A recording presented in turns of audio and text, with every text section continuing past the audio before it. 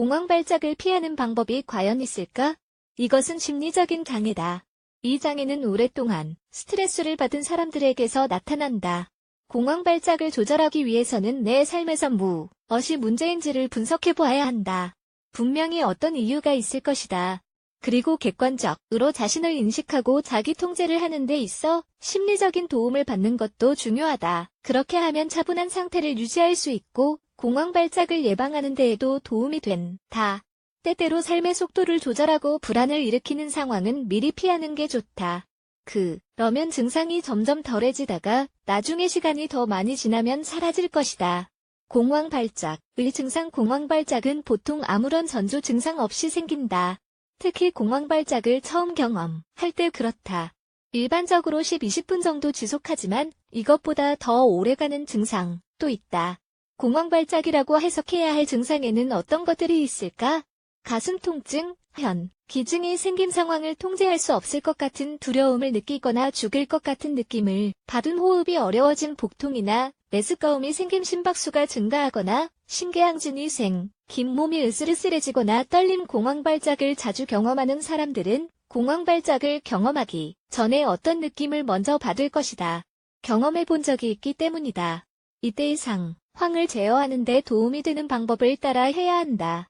공황 발작을 피하는 방법. 명상하기. 평소 생활을 곰곰이 돌아보고 뭔가 변화시킬 수 있는 것이 있다면 바꾸도록 하자. 먹는 음식, 휴식 시간, 취미 생활, 운동량 같은 것들을 점검해보자. 건강한 생활 습관을 유지하도록 한다. 이것이 가장 먼저 해야 할 일이다.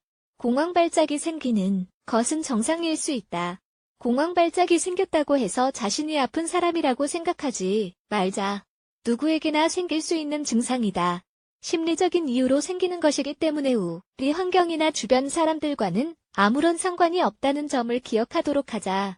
공황 발작에 대해 너무 많이 생각하지 말자. 불안에 대해 생각하지 않는 것이 정말 중요하다.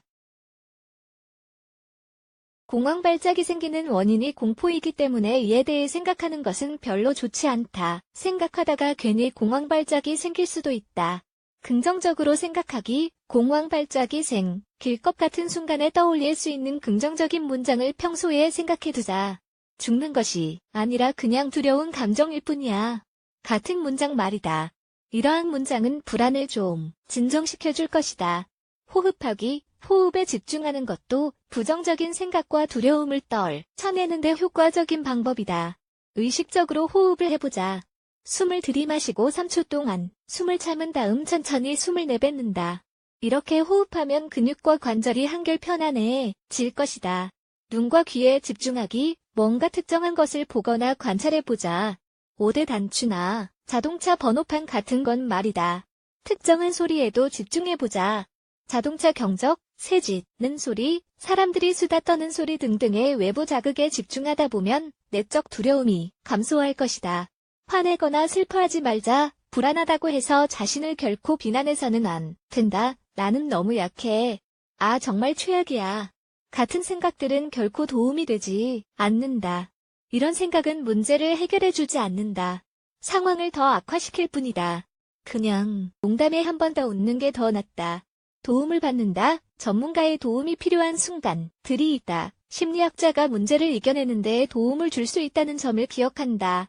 공황 발작 치료. 불안한 사람들이 평범한 삶을 살 수 있도록 도와주는 치료가 있다. 약물 치료와 심리 치료를 병행해야 할 수도 있다. 보통 우울증을 치료하기 위한 약이나 신경을 진정시켜주는 진정제를 처방해 줄 것이다.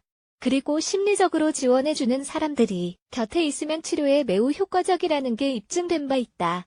똑같은 경험을 해본 사람들과 경험을 나누면 고립감을 느끼지 않을 수 있을 것이다. 공황 발작으로 고생하는 사람들은 술을 마시거나 다른 약을 먹는 경우가 많다.